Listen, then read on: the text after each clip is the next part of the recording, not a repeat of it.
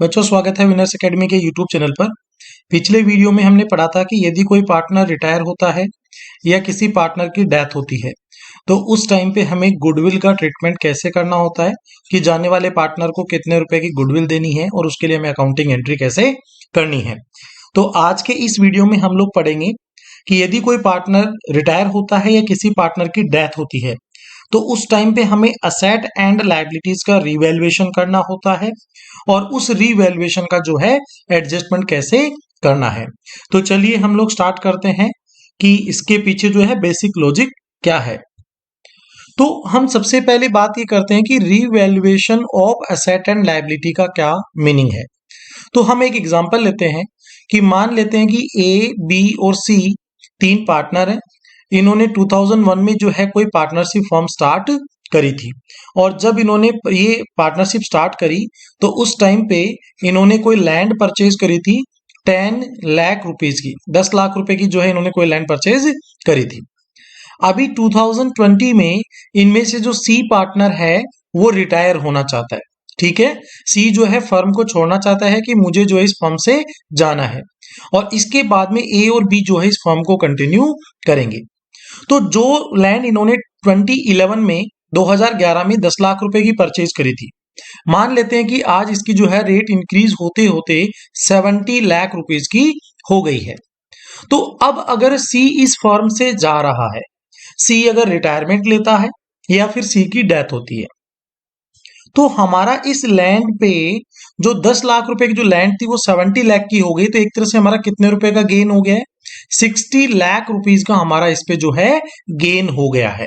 ठीक है, अगर हम इस लैंड को अगर रीवैल्यू करते हैं आज की डेट पे तो आज इसकी मार्केट वैल्यू 70 लाख रुपए है, हमने 10 लाख रुपए में परचेज करी, तो ये 60 लाख रुपीज का गेन हो गया है। तो ये सी क्या कहेगा कि आज मैं इस फॉर्म से जा रहा हूं, बाद में ये जो लैंड है इसको आप ए और बी दोनों बराबर बराबर बांटोगे, जैसे भी आप बांटोगे, तो मुझे मेरा जो प्रॉफिट का हिस्सा है वो दे दीजिए। तो इन तीनों का मान लेते हैं कि प्रॉफिट शेयरिंग रेशियो 1:1:1 था, तीनों का बराबर का प्रॉफिट शेयरिंग रेशियो था। तो ये जो 60 लाख रुपए का गेन हुआ है ये तीनों में बराबर बराबर बटेगा।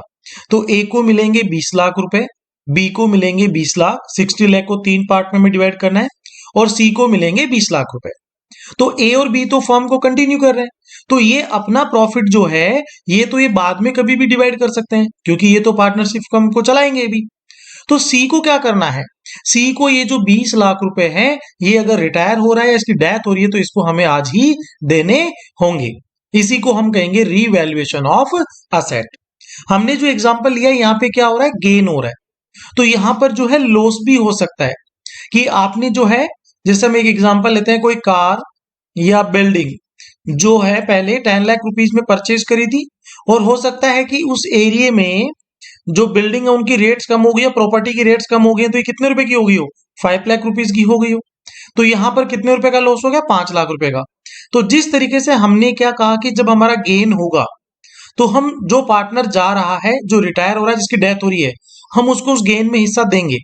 तो उसी तरीके से अगर कोई लॉस होता है तो हम उससे हिस्सा लेंगे। तो इसको हम कहेंगे रीवैल्यूएशन ऑफ असेट। ये पॉजिटिव भी हो सकता है और नेगेटिव भी हो सकता है। अब बात करते हैं हम लायबिलिटीज की। लायबिलिटीज का रीवैल्यूएशन का मतलब क्या हुआ? इसको हमें बेसिकली कहना चाहिए रीअसेसमेंट, कि हमें वापस से असेस करना है कि हमारी लायबिलिटी कितनी है।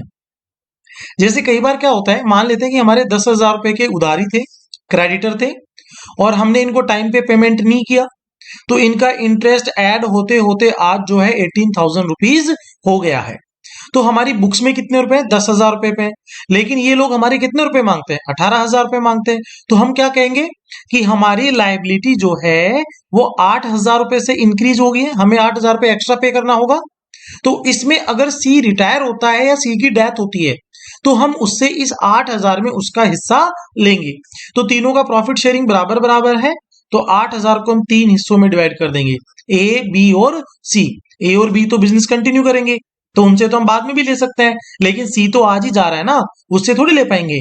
तो इससे हम जो है अभी रिकवर कर लेंगे, इसके लिए हम बाद का इंतजार नहीं करेंगे। तो पहले हमें ये समझना है कि revaluation of asset and liability का मीनिंग क्या है। Revaluation of asset and liability का मीनिंग ये है कि आपने पहले कोई एसेट परचेज करी थी या आपकी कोई लाइबिलिटी इनकर हुई थी और जिस दिन हमारा पार्टनर रिटायर हो रहा है, उसकी डेथ हो रही है, उस दिन उस असेट या लाइबिलिटी की वैल्यू अलग है, या तो कम है या ज्यादा है। तो हमें पहले तो ये देखना है कि उसकी आज की डेट में क्या वैल्यूएशन आ रही है, और इसका एडजस्टमेंट क्यों करना जरूरी है, क्योंकि जो पार्टनर जा रहा है उससे हम बाद में नहीं ले पाएंगे। तो हमें जिस दिन वो रिटायर हो रहा है, डेथ हो रही है, उसी दिन हमें उसका हिसाब करना है, हमें उसका फाइनल एडजस्टमेंट करना है कि उससे हमें पैसे लेने हैं या देने हैं। ठीक है, तो अब बात ये आती है कि हमें इसका एडजस्टमेंट जो है उसके कैसे करना है, हमें अकाउंटिंग एंट्री के थ्रू करना है। और अकाउंटिंग एंट्री क्या होगी, देखिए बहुत ही इजी सी चीज है, आप इसको इस तरह से समझिए कि हमारी जो असेट्स होती हैं, असेट्स का बैलेंस क्या होता है, डेबिट। अगर असेट्स की वैल्यू इंक्रीज होती है, जैसे लैंड की वैल्यू इंक्रीज होगी, बिल्डिंग, कार, स्टॉक, अगर हमारी वैल्यू इंक्रीज होती है तो इंक्रीज होती है तो क्या करेंगे, डेबिट है और डेबिट कर देंगे। और अगर हमारी एसेट की वैल्यू कम होती है तो हम बैलेंस का रिवर्स कर देते हैं, हम क्या कर देंगे, क्रेडिट कर देंगे। ठीक है, ये सेम कॉन्सेप्ट है जब कोई पार्टनर हमारी फर्म में आता है, जब किसी पार्टनर का एडमिशन होता है उस टाइम पे भी हम revaluation of asset and liability का एडजस्टमेंट करते हैं, और ये सेम टू सेम बिल्कुल सिमिलर केस है। ठीक है, फिर हम बात करते हैं नेक्स्ट लायबिलिटीज। लायबिलिटीज का बैलेंस क्या होता है, क्रेडिट। अगर इसको इंक्रीज करना हो तो क्या कर देंगे, और क्रेडिट कर देंगे, और अगर हमें इसको डिक्रीज करना हो तो क्या कर देंगे, हम इसको डेबिट कर देंगे। अगर आपको किसी भी एसेट या लायबिलिटी का बैलेंस कम करना हो तो उसके बैलेंस को रिवर्स कर दीजिए, उल्टा कर दीजिए।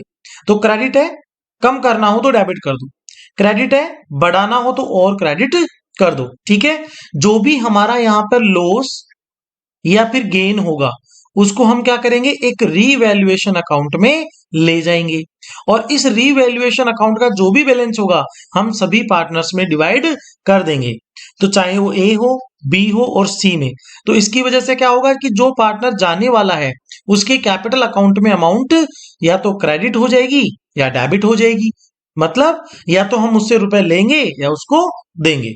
तो ये एडजस्टमेंट कैसे करना है, तो हम लोग ऐसा करते हैं, एक प्रैक्टिकल एग्जांपल के थ्रू जो है इस कॉन्सेप्ट को और अच्छे से समझते हैं। तो हमें यहां पर दिया हुआ है problem number 10। Mitali, Indu and Geeta are partners sharing profits and losses in the ratio of 5:3:2 respectively. तीन पार्टनर हैं, तीनों का हमें प्रॉफिट शेयरिंग रेशियो दिया हुआ है।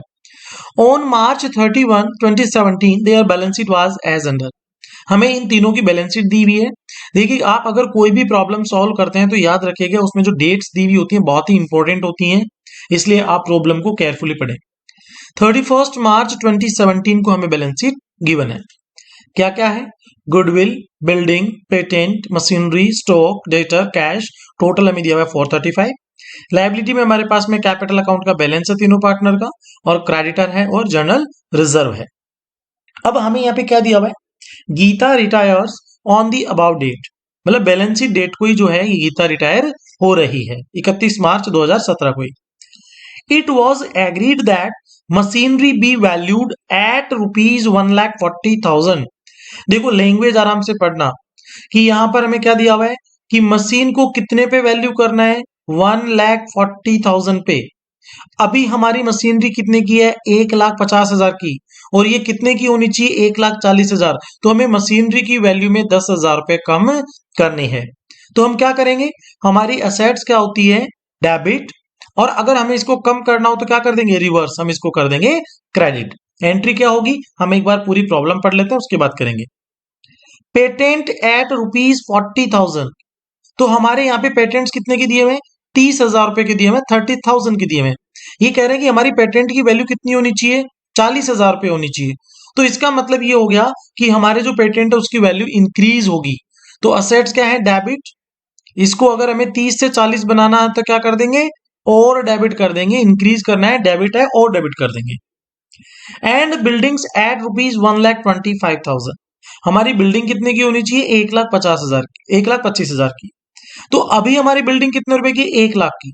ये कह रहा है कि ये 1,25,000 की होनी चाहिए, तो बिल्डिंग के बैलेंस को क्या करना है, हमें इंक्रीज करना है। तो इंक्रीज करना हो तो क्या करेंगे, असेट डेबिट है, इसको और डेबिट कर दीजिए। Record the necessary journal entries for the above adjustment and prepare the revaluation account. तो देखिए हम सबसे फर्स्ट एंट्री करते हैं, बिल्कुल इजी है। हमें किसकी बात कही थी? मशीनरी। तो मशीनरी को क्या है, 1,50,000 है, 140 करना है, कम करना है। तो असेट डेबिट होती है, कम करना हो तो कर देंगे क्रेडिट। तो मैं यहाँ पे लिख दूंगा टू मशीनरी अकाउंट। कितने रुपए से कम करना है? 10,000 से। क्यों? 1,50,000 से है, 140 पे लाना, तो 10,000 से कम कर दो। तो ये जो डिफरेंस है, ये जो लॉस हुआ, ये कहां पे जाएगा? ये लॉस जाएगा हमारा रीवैल्यूएशन अकाउंट में। तो यहाँ पे मैं लिख दूंगा revaluation account debit 10,000 rupees. Narration हम लिख देंगे बीइंग बिल्डिंग रीवैल्यूड। आप बिल्कुल सिंपल सा नरेशन लिखिए, इसको ज्यादा आपको टिपिकल बनाने की जरूरत नहीं है। सेकंड ये कहता है कि पेटेंट 40,000 का, तो पेटेंट अभी कितने? 30,000 के, हमें 10,000 से इंक्रीज करने हैं। असेट डेबिट होती है, इंक्रीज करना हो तो और डेबिट कर देंगे। तो हम किसको डेबिट कर देंगे? पेटेंट को, क्योंकि हमें पेटेंट क्या करना है? इंक्रीज करना। तो मैं लिख दूंगा पेटेंट अकाउंट डेबिट। कितने से? 30,000 हमारा ऑलरेडी है बैलेंस शीट में, कितना करना है हमें? 40 पे करना है, तो 10,000 रुपए से और बढ़ा देंगे। ये हो गया 10,000 रुपीज। और टू, इस बार हमारा प्रॉफिट हुआ है क्योंकि एसेट की वैल्यू बढ़ना हमारे लिए फायदेमंद है। तो टू रीवैल्यूएशन अकाउंट में ये चला जाएगा 10,000 रुपए। हम नरेशन लिख देंगे बीइंग पेटेंट रीवैल्यूड। ठीक है। एंट्री नंबर थर्ड की बात करते हैं, बिल्डिंग्स। बिल्डिंग हमारी अभी कितने की है? 1 लाख की है। ये कह रहे हैं कि 1,25,000 कर दीजिए, इंक्रीज कर दीजिए। असेट डेबिट होती है, इंक्रीज करना हो तो क्या करेंगे? और हम डेबिट कर देंगे। बिल्कुल इजी सा कॉन्सेप्ट है। तो हम लिख देंगे यहाँ पे बिल्डिंग अकाउंट डेबिट। कितने से आएगा? अभी 1 लाख की है और 1,25,000 करना है, तो 25,000 रुपए से एंट्री हो जाएगी।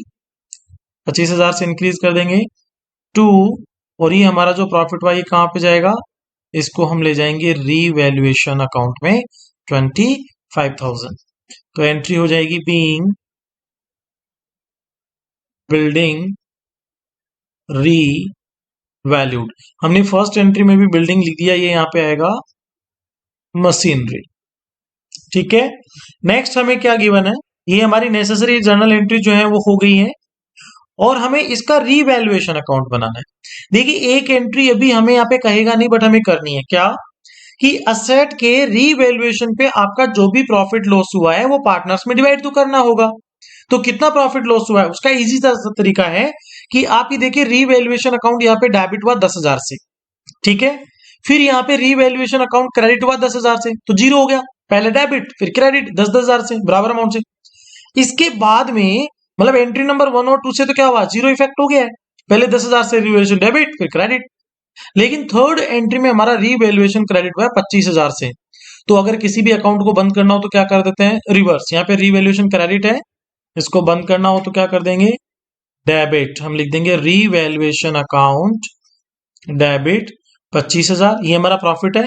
प्रॉफिट किन में डिवाइड होगा? पार्टनर्स में। Mitali capital to Indu capital और टू गीता कैपिटल। अब देखो आप इसको इस तरह से समझिए, बहुत ही इजी है। जैसे मैंने ये एक लाइन ड्रॉ करी, ये है 31 मार्च 2017। इस डेट की हमें बैलेंस शीट दी हुई है, और इसी डेट को ये तीनों पार्टनर थे MIG। आगे से कौन, मतलब इस डेट के बाद में कौन रिटायर हो रही है? गीता। लेकिन ये जो हमारा प्रॉफिट लॉस है 31 मार्च की डेट तक का है, तो उस दिन तो गीता पार्टनर थी, इसलिए ये सब में डिवाइड होगा, क्योंकि ये हमारा पुराना प्रॉफिट है। आज की डेट तक जो इंक्रीज हुआ वो है। इस डेट के बाद में जो कुछ कमाएंगे वो केवल दो में बटेगा, मिताली और इंदू में। तो तीनों पार्टनर में डिवाइड कर दीजिए 25,000 को। तो हमारा प्रॉफिट शेयरिंग रेशियो है 5:3:2।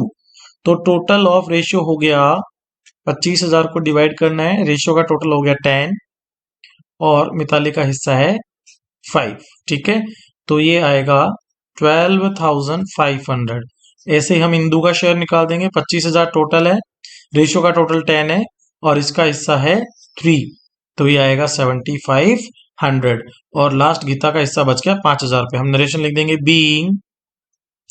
अब आपको ये बताना है कि ये रीवैल्यूएशन पे प्रॉफिट हुआ कि लॉस हुआ। तो देखिए पार्टनर्स की कैपिटल जो होती है वो होती है लायबिलिटी क्रेडिट। ठीक है। अगर प्रॉफिट होता है तो पार्टनर की कैपिटल इंक्रीज होगी, कि पहले पार्टनर ने 1 लाख रुपए लगाए, फर्म ने 10,000 रुपए प्रॉफिट कमाए, तो पार्टनर की कैपिटल कितनी होगी? 1,10,000। तो अगर पार्टनर की कैपिटल क्रेडिट होती है इसका मतलब प्रॉफिट है, और डेबिट होती है इसका मतलब क्या है, लॉस। तो देखिए यहाँ पे कैपिटल क्या हो रही है, क्रेडिट, तो ये प्रॉफिट था। तो हम लिख देंगे बीइंग रीवैल्यूएशन प्रॉफिट डिस्ट्रीब्यूटेड। ये हमने क्या कर दिया है, डिस्ट्रीब्यूट कर दिया है। इसका एक दूसरा तरीका हो रहा है कि हमारी बिल्डिंग की वैल्यू इंक्रीज हुई है और असेट की वैल्यू अगर इंक्रीज होती है तो हमारे लिए प्रॉफिट होता है। ठीक है, अब हमें यहाँ पे रीवैल्यूएशन अकाउंट भी बनाना है, तो हम बना लेते हैं रीवैल्यूएशन अकाउंट। कैसे बनेगा, आसान है। पर्टिकुलर्स, हम डेबिट साइड में पहले कॉलम्स बनाते हैं, ये डेबिट साइड,